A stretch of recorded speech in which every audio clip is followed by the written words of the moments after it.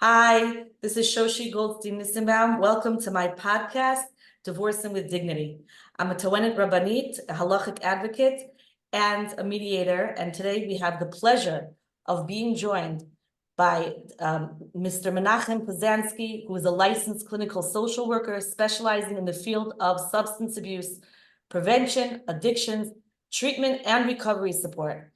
Menachem is the director of The Living Room, a clubhouse program for Jewish young adults in recovery from addiction with branches in New York, Brooklyn, Muncie, the Five Towns, Lakewood, and Hollywood, Florida. Menachem is editor-in-chief of The Light Revealed, a social media content publisher serving the Jewish recovery community, which included his own podcast, Consciously. Menachem has authored 3 books, Stepping Out of the Abyss, A Jewish Guide to the 12 Steps, Consciously 6 Steps to Living Vibrantly with Our Creator and Acceptance, A Path Towards Inner Healing. Menachem received his master's degree in social work from the Yeshiva University Wurzweiler School of Social Work and lives in Cedarhurst, New York, with his wife, Naomi. Thank you so much for joining us. And today we're going to be discussing how addiction plays out in marriages, divorces, and affects the family. Thank you very well. Grateful to be here. Thank you so much. I want to just give a quick halachic introduction. And I think this is something that many people don't know. In halacha, in order to get a psak from a bezdin of kfiyah leget, which means the man has to give a get or the woman must receive the get, okay? You need what's called an ilah legirushin. You need a halachic reason for the divorce. And one of the halachic divorce, one of the reasons for halachic divorce is addiction, okay? Gambling or drinking. And in modern day psak, the Rabbanut in Israel has extended that to all different kinds of addictions. One of the reasons is that addiction is something which prevents a husband from fulfilling his duties, which he is obligated to by halacha. Someone who's an addict can't be mefarnes their family, can't provide sustenance for their family. Not only that, but they're going to cause their family to go into debt very often. And the halacha actually extends this, and this is in the Shulchan Aruch and Eben HaEzer, that if a husband is addicted to gambling, a wife could demand a prepayment of her ketubah. Okay? And the way that the Rabbanim have looked at this now, and I'm speaking of the Rabbanim in the Batei Din of the Rabbanut in Israel, is that addiction destroys families. It is a poison which completely destroys families, and therefore it applies to all addictions, this concept, and how powerful addictions play in the role of uncoupling and divorcing families. So with that, now we're going to talk about how our community is handling this, because an addiction doesn't just affect the addict, it affects the whole family. So the first thing I wanted to ask you is, when we talk about a relationship, so the most important thing in a relationship is trust, and being able to be trusting, relying on your spouse. And when one spouse has an addiction, that just completely destroys the trust, because addiction usually comes with lies, cover-ups, gaslighting. I didn't drink, no, I didn't buy that, right? I didn't go to the store today. I didn't watch anything. It wasn't me, right? And how is it possible to stay married to somebody that you cannot trust? Having a discussion about relationships and attachments in connection to addiction, I think it's important to kind of point out 3 kind of key categories of what you're encountering whenever you have an addiction. The first is probably the simplest, is kind of distinguishing between acute dependency, which occurs, right, which is where the person's actually addicted to the substance or the behavior, right, or et cetera, et cetera. And that's a neurological state that occurs to a human being. It can really happen to almost anybody, but obviously some people are more susceptible to it and some people less. And people that fall into repeated patterns of, acute physical psychological, emotional dependency have a tendency to fall into those patterns again and again and again, but it's a relatively kind of human phenomenon, right? So there's like that fact, meaning when you talk about trust, and I'll get to the kind of the broader answer, but I think that it will help. How can I trust somebody who's in a state of acute addiction? And usually the answer is to that is you can't, because someone who's in a state of acute addiction is in almost a unhuman kind of state of being, right? Wow. Because they're acting very instinctively, right? Meaning, like, let's say if you starve somebody, right, and then their wife walked in and wanted to have a conversation with them about trust, and they're going to say anything that they can to that individual in order to get food, right? Because it's the natural human reaction to the absence, right, which comes from withdrawal. Right, when we don't eat, we experience withdrawal. Call that hunger, right? And when we get hungry enough, we'll do some pretty crazy things, right? Right. When someone's in a state of acute dependency, you can't trust them at all but that again that's a physiological kind of phenomenon. That's what's going on inside of their body. It's an illness, right? That's present. And until they're stabilized and then take steps to prevent that from happening again, you're not going to be able to trust them because they're really just they're really just, I mean, hunger is like I guess a euphemism or a metaphor to use, but like you can understand if you starve somebody, they're gonna act pretty desperate. They're gonna lie. They're gonna scheme in order to get what they need. Right. So that's one piece of it. So that's acute dependency. That's important to realize. And the answer is if somebody's in acute dependency and not willing to get well from that, there is nothing to do. There's nothing to work with. You can step away until they are ready, but you can't be in relationship with somebody who's in a state of acute dependency because you're not actually in relationship to them. You're just a variable between them and their addiction. Right. So that's A, Aleph. The second thing is the presence of, and you mentioned some of those tendencies, narcissistic tendencies that occur in the lives of people that are addicted, and also the fact that many people that become addicted also have narcissistic tendencies, meaning many narcissists also are predisposed towards falling into patterns of addiction for a variety of reasons. So, and sometimes people conflate those things, right? Like they'll identify all addicts as narcissists, but if you hang out with enough Right. addicts, you know that they're not. Some of them are Not like very sweet and right. kind and conscientious. They just happen to be addicts, I right? think But that's an important point to like just point out that yeah, although sometimes addicts' behavior might seem on the spectrum of narcissism or of borderline, that they might actually be an addict in recovery is an awesome person. right. So that's kind of, and it's also important to realize that being addicted, being in acute, pairing back to what we were talking about a minute ago, being in an acute state of addiction kind of makes you a little bit narcissistic or makes you look like you have a personality disorder because you're not in your right mind and you're desperate to kind of get things filled and you're busy manipulating the people around you and you're going to say whatever you have to say to keep your distorted life going or to get your fix, right? To keep the negative consequences of your bad behavior off your back. And so many times people that have found themselves in a chronic state of addiction start to take on these kind of very, very like narcissistic tendencies. And that can be very, very uncomfortable. And it's obviously clear that you can't really be in a trusting relationship with somebody who's either a narcissist or in an active state of narcissism. I mean, I don't love the label narcissist, but if somebody's not able and in a place of addressing their characterological liabilities, you can't be in a relationship with them because they're not really in relationship with you, right? Somebody who's objectively like in a narcissistic state, you can't be in a relationship with them because you're just not, it's not a relationship. Whatever you call it, you might be living together, but like you're not Right. actually in any state of attachment. So there's like the first level where a person's acutely addicted, no trust possible. The second stage where there's like narcissistic tendencies, if the person's working on it,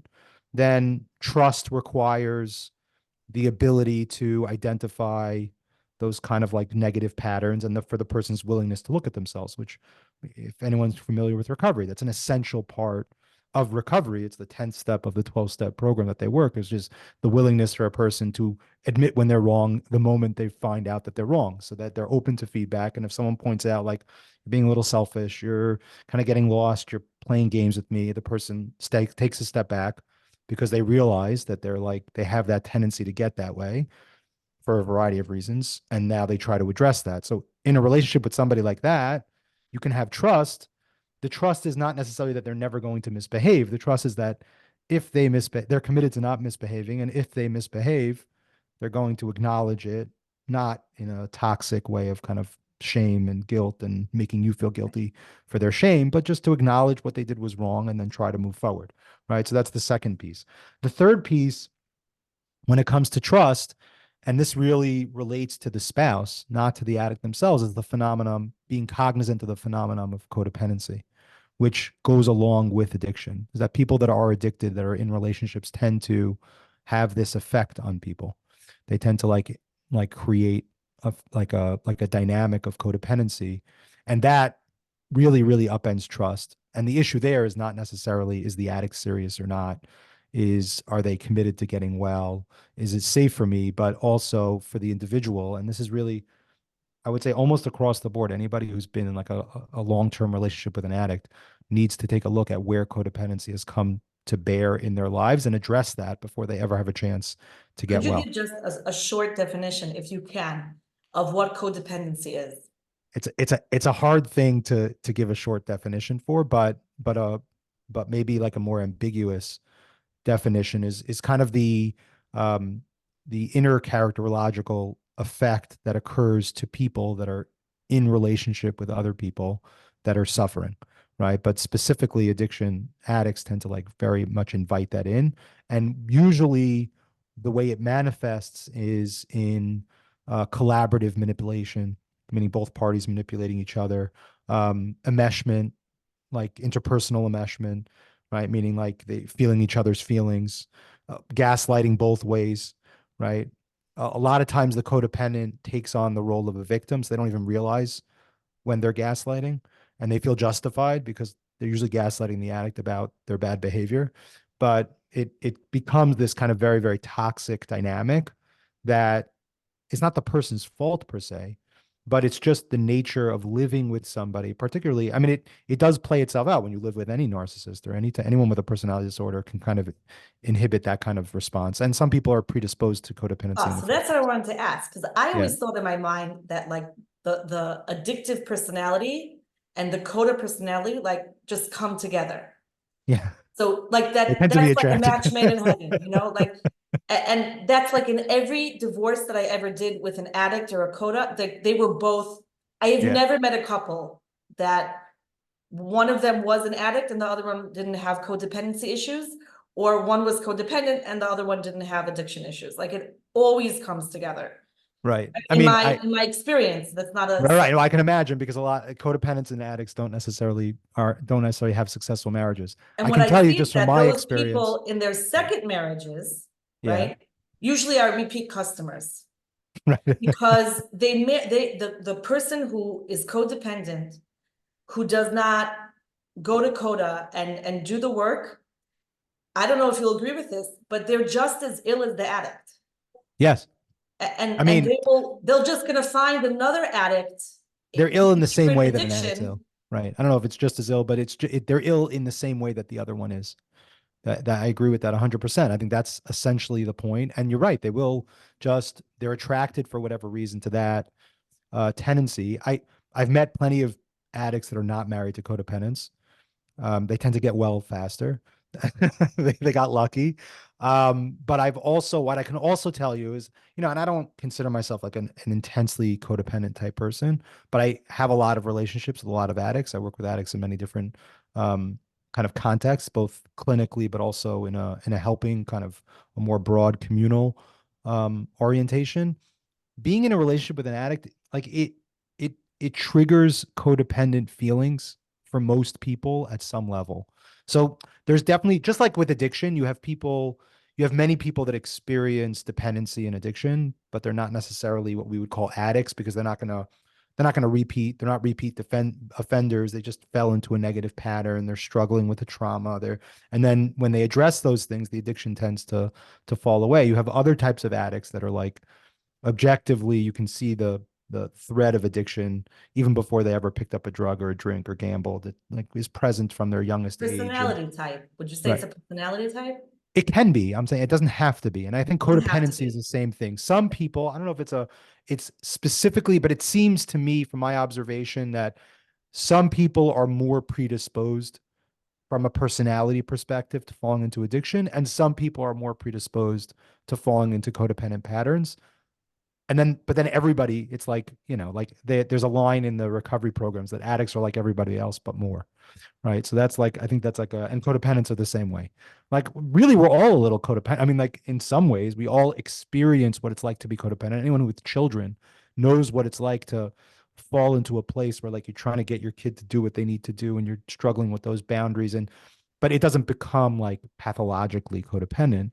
Right. And it's not something that's kind of getting wired into your like neural pathways. It's not becoming a mental, what we call maybe a mental illness or pathological, right? It's just human, right? Just like we all can fall into bad habit patterns, Right. right? Everybody, not, and that doesn't make them an addict, right? Right. Many And it people doesn't make fall them into like, mentally ill. It's a pattern that they fell into. It's right. interesting because when I was in high school, my menahel, Rabbi Hillel Belsky, Zichrono Livracha, he called me into his office in 12th grade and he wanted me to stop doing chesed for a particular family, that I was there all the time, helping them all the time. And he said, you're not really helping them. Now, he didn't use the word codependence Hmm, because I don't think it existed then, right. okay? But many years later, when I started going to Coda, all of a sudden it hit me. He was trying to teach me what healthy giving is Hmm, and boundaries. And it right. was almost like he knew that this is where, if I don't get this taken care of, this is not Right. going to be good. Right. Sure. I mean, people with like high levels of conscientiousness and who are like more oriented towards kindness and um, um, like supporting other people. They tend to have an open heart. So obviously they're going to be, those are people that have to be more careful, right, about falling into those codependent patterns. But the point that I was trying to make is that addicts almost kind of when they're in a state of active addiction, they almost induce a certain codependency. I've had to like develop like real self-awareness, and we do this with our staff, like to know when an addict is someone who's in a state or either active state of addiction or in an early stage of recovery. They're kind of inviting you in to their enmeshment. And it's very, if you don't know that it's coming, like you'll get trapped very fast. It's like a really, so many people that are in relationships with addicts start to feel those things. And similar to like you talked about narcissism, we talked about narcissism and or people with personality disorders, like addicts kind of fit that, or people that are in addiction, and definitely people that are oftentimes experience addiction have that tendency to kind of like create that. Um, Having said that, I feel like a lot of our conversation is really about, and I would assume this is kind of reflective of your mindset, which is like you can't give a general rule about these kind of things because the question really is the person earnest and trying to get well, or are they still like trying to, make the best of their bad life? And it's very hard if the person is not there, if they're not ready, so what they call ready, or if they're not like signed up to be well, that's what I was saying in the beginning. Like, you're not safe. You can't trust them. You can trust them to lie to you, like they say in the programs. An addict's lying when they're moving their lips, right? You can trust them but you can't trust what's true and not true. It's just not viable. Partially, like I How said, can you because even trust them that they really actually want to get well? um, it's a good question. I think that um, I think I think first of all, when you encounter when you encounter people in recovery that are serious, it. I think that some of it is is a trial and error, to be honest. I think that when you're dealing with somebody who's in addiction, and in some ways, like addiction is always present because someone could always have a relapse, so to speak. People don't tend to relapse the first time that they pick up their drink or their behavior. They tend to relapse way before. So you can tend to pick those things up. But there's a big difference between somebody who's in early phase recovery, the first 3 months, someone who's kind of like second phase, 3 months to 18 months, and then someone who's post 18 months, and then for sure someone who's beyond 5 years. Um, There's a big difference. So like the question is the place that they're in their recovery and whether they're exhibiting. And to some degree, you have to um, cautiously open the door for them to prove themselves um, without laying out for them what they need to do to prove themselves. One of the mistakes that people make when they're in a situation with an addict is they kind of like, well, you need to do this and this and this. They want to make a contract, right? Sometimes like with parents or with other people that are engaging. A contract is almost the worst thing in the world for an addict because you've Really? just described to them how they can manipulate you. You're just laying out how Wow. they should manipulate you. What an addict really needs is just the light of saying like, listen, I'm going to give you space to prove yourself. Don't tell me what you're going to do. Tell me what you've done. Show me. And as you demonstrate forthrightness and as you demonstrate that you're serious, then we'll open the doors more and more. So you're saying that for one spouse to give the other spouse like an ultimatum, right? You Yeah. need to be, if you don't go to rehab and go to, CODA meetings and go to this therapy and you never touch a bottle of wine in your life or you never touch a credit card or whatever it is. If not, then we're finished. And I want you to sign that that's not a good idea.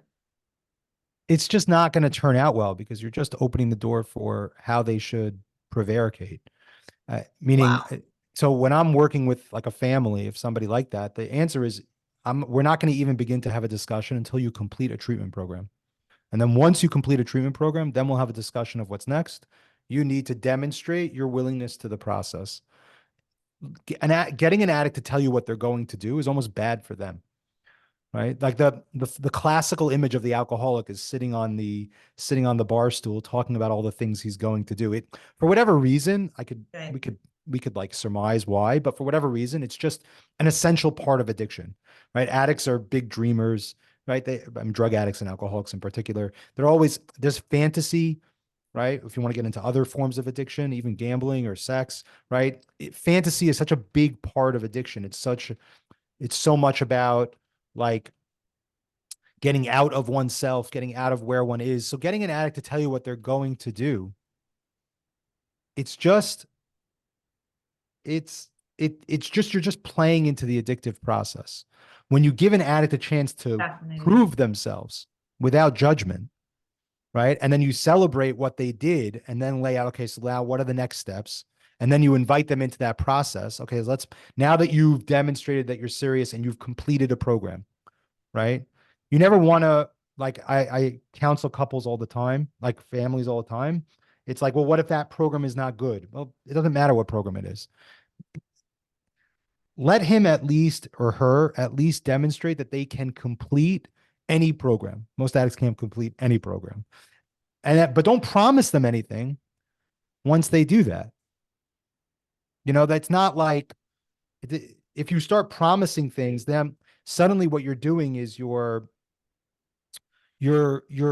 engaging that manipulation, that co-manipulation process that occurs in the dependent codependent relationship.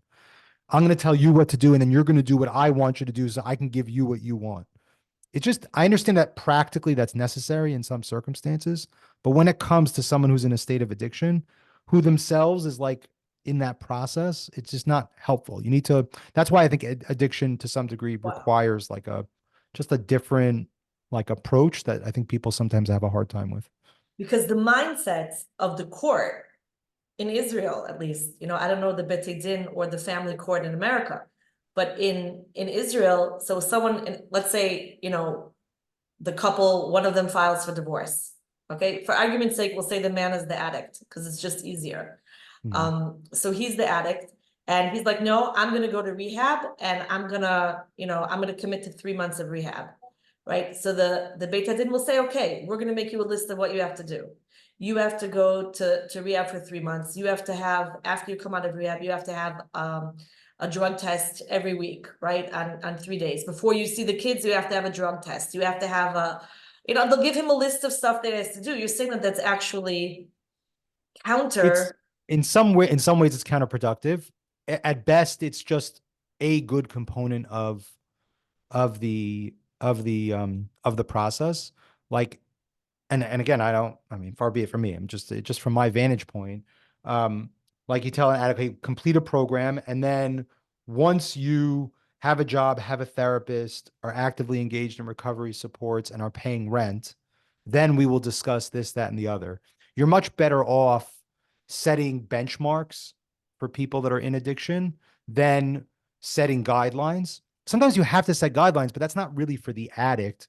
And that's not really going to prove anything to you, because all it proves to you is that he's actively engaged in being mothered, right, by the courts or by their spouse. Right. Like it doesn't, it just means that they're surrendered in that way, which is not nothing, but it's not really indicative of something that you can trust.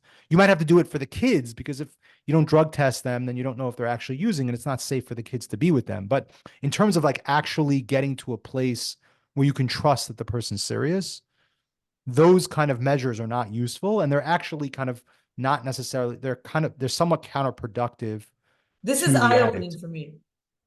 This is like a real game changer, because usually when I or my colleagues get a case where one of the spouses is an addict, we literally like make a list of things. If you want to stay married, you got to do A, B, C, D, and E.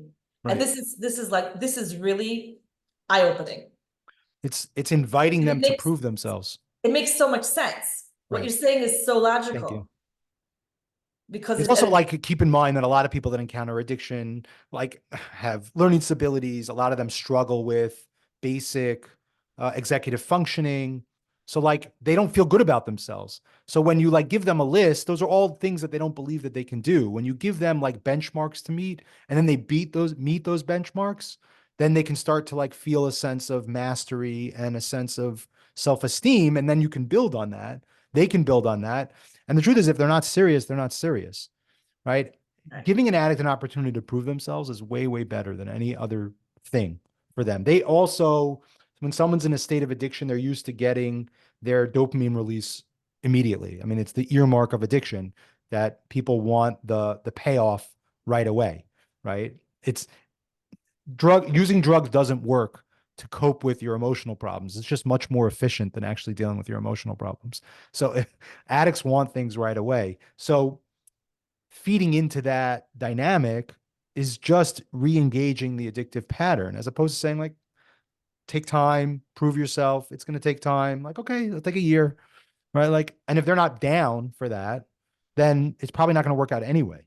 You're probably saving the family. I mean, if they're down to prove themselves over a year period, that's slowly, slowly moving their way in, then they might be serious. That goes back to the question you were asking earlier. How do I know if they're how do I serious? trust? How did they stay engaged in the process? Now, if you make it so impossible that they never get the payoff, they never, which I see playing out in the lives of addicts, where they just like withhold the kids for so long in a way that's so unreasonable. And like how am I ever, and the former spouse will say something like, well, how am I ever going to know that they're not going to relapse? And the answer is you're not. Well, then why Right. should I ever let them have their kids back? Well, because they're his kids, and he's doing really well, and his kids need him. And I can be compassionate to how anxiety provoking it is to not know. And you can create measurements to try to like catch if a relapse occurs. But at some point, if you don't start, like if you don't create those carrots along the way, it's going to be very, very difficult for them to sustain keeping forward. Again, It's very if they're hard, because what you're serious. describing is a big issue in divorce, because when you're married and you're under the same roof, so at least you can watch, you could see, or you see what's going on. Right. Um, but when you divorce, you lose a lot of control, which is very hard for coda people, right? Right. To lose that control. Pitom, Abba or Ima can do whatever they want, and I'm not even gonna know, right? I have Right. no idea if I was gonna make kiddush with whiskey or if he's gonna use his grape juice, right? I have Right. no idea. Yeah. And I have no idea if he's gonna smoke around the kids, and I have no clue what's gonna happen. And I don't want to interrogate my kids, because then I'm turning them into informants, and that's horrible for the children.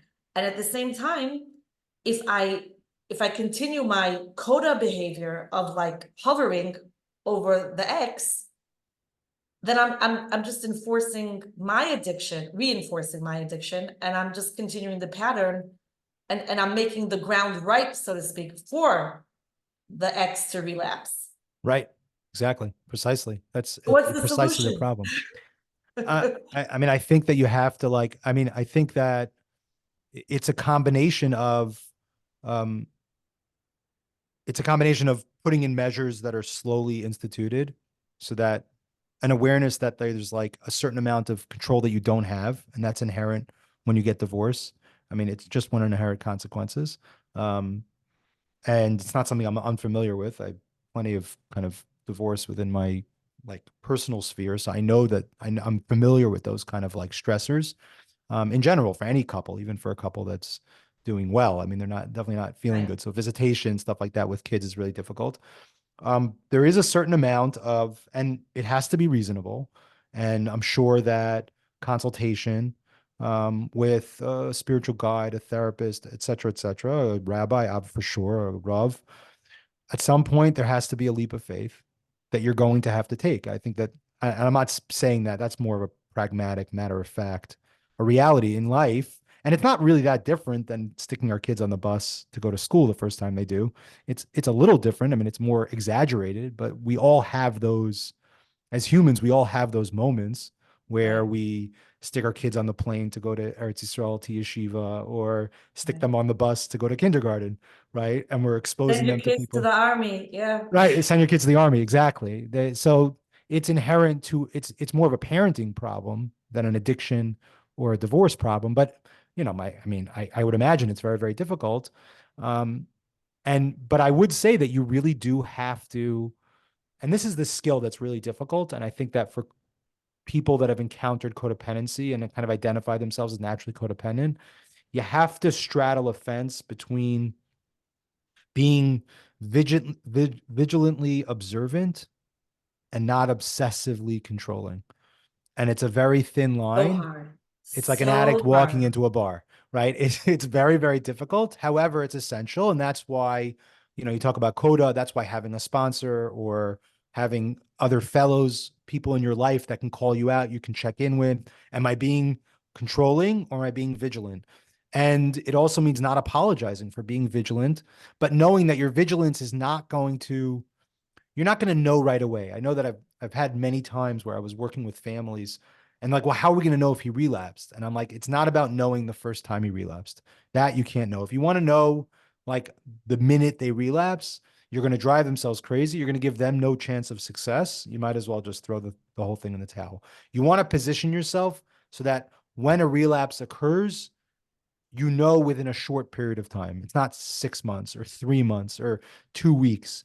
Within a couple of days, you can figure it out. You're vigilant enough and aware enough that like you're going to pick it up right away. So that's where it's not about interrogating your kids, but you can kind of ask stealthy questions that kids don't necessarily know about without interrogating them, like the kind of things that you would know. And again, there's a difference between somebody whose spouse is in the first 6 months of their recovery and somebody whose spouse is in, post 18 months of recovery and definitely post 5 years. I know plenty of people who are, 3 years sober and their former spouse is doing severe damage to them and their children because they're still obsessing about it when the person is like very actively connected to recovery and the former spouse has not been able to get through their own trauma. Right. So, A lot of it is also that the the healthy spouse, right? The non-addict spouse mhm, wants to prove to everybody right. that the divorce was the addict's fault. Right. Okay, so if the addict sobers up, they're Right. they're out of luck, right? Right. They have a little bit of a problem because so why did you get divorced? Oh, because Right. my husband's an addict. He hasn't, my ex-husband is an addict. He hasn't, touched pot for 5 years. Right. I've never seen him drunk or he was a gambler and he hadn't. So my excuse is gone. And our community is very judgmental. And Right. we feel a lot of pressure to justify divorce because it is so taboo Right. and it is not looked upon as a good thing. Not that addiction is, but okay, what could I do? My spouse was an addict. My ex was an addict. It's his fault. So if he's Right. sober, I lost my excuse. Right. Yeah. I mean, it's interesting. I mean, this would be another discussion, but because of my proximity to divorce, like many divorces within my like family system, I think to me, one of the most damaging aspects of divorce is the dynamics around what you're talking about and the inability or struggle for people that are in a divorce to just acknowledge the tragedy of it and accept it as their new reality, and then live in cognizance of the realities without like, and it is obviously easier said than done, but without, and much more challenging when you're in a much more close knit, much more judgmental community. It's much more difficult, right? It's for sure easier in other, even within the frum community, it's easier in some communities and harder in others. However, there's really no choice for the kids' sake, right? I mean, it's very, very damaging to kids when the parents can't just accept that this unwanted, tragic reality came about. And it's not, at some point, it's not about blame. It's just about the acceptance that this is what Hashem decided, and that plays into the trusting also. Like, and this is something that I've had to utilize in my own life personally, but not in divorce. Thank God, Baruch Hashem, I'm very happily married, but just in my life in general with my kids. And then I've in people that I've counseled, like at some level, we all have to come to terms with the person that Hashem decided would be our kid's parent or grandparent or sibling. And we can't take responsibility for making it not be that way and protect them. We need to protect them, but we can't protect them from that. Like you can't protect a kid from the fact that their parents got divorced. Like that's just, you can, or who their parent is. exactly. Or I that mean, their parent is an addict. unless it's a very extreme, dangerous, Obviously, meaning you have just to to protect their display where they're safety. But right. even if you protect their safety, that's still tragic, meaning they don't have a Right. relationship with their father, and that's inherent, or their mother, that's inherently challenging. And when we shift our mindset away from that, that's really where like something like a bitachon, a faith and a trust, if we talk about it like in more secular terms, becomes possible. Because if not, then I'm ostensibly not to, but I'm playing God. I'm saying that this person shouldn't have encountered that. And now I have no chance of trust because I am the determiner of what should be. And the person never gets anywhere. And that you see that throughout everything. I mean, that's even like I said, it's a random parenting thing. I can't decide who my kids' classmates are going to be. I can try to like advocate. I can, if there's something really wrong, I can try to do that, but I can't manage all the different things that play out in my life. And I have to be able to shift my focus and towards giving them the support and skills that they need to thrive through that circumstance, which is a very different Very paradigm different. shift. It's very different, and it's very essential. It's essential to survival. Yeah. Because if you don't have that mindset, all you're doing is chasing after butterflies that you'll never catch and you Mm, don't want to catch, right. and not actually living your own life. Right. It reminded me of a story when my oldest son was in a really Hasidic cheder. So he comes home one day and he says to me, Mommy, what does this word mean? And he said the F word, okay? Oh And my God. I mean, in a really heavy Israeli Yiddish accent. So it took me like 10 times. What did you say? What did you say? Until I realized that he was saying the F word. I'm like, where'd you hear that word? He goes, in school today. I call up the principal and I'm like, oh my gosh, my son came home from your school saying the F word. And the principal said to me, it was a genius. He said to me, you know the word and I know the word. And your son was going to learn the word. You have to teach him that it's not a word we use. Mm, So he heard it from the bus driver. He heard it from the guy who was fixing the mazgan. He heard it from another kid. right. Everyone's going to hear it, Right. right? Everyone listening to this podcast knows what word I'm talking about, right? Right. But we have to know part of that's what chinuch is. Yeah. So, everyone's going to get whatever they're going to get from Hashem, and we're all going to go through different things. And the idea is to navigate it, to accept it. We can't stay in mourning over it forever. Right. We have to pick up and move forward. Yeah.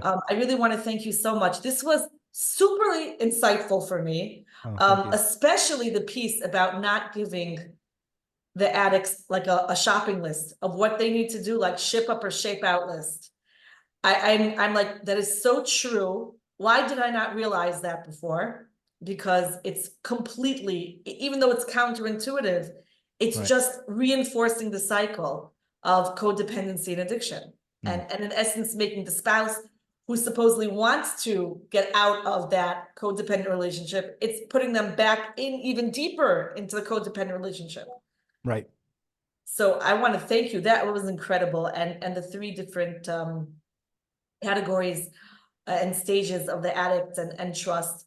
I'm also going to put in the down in the comments a link to an article I wrote called the why factor, right? People call their ex the X.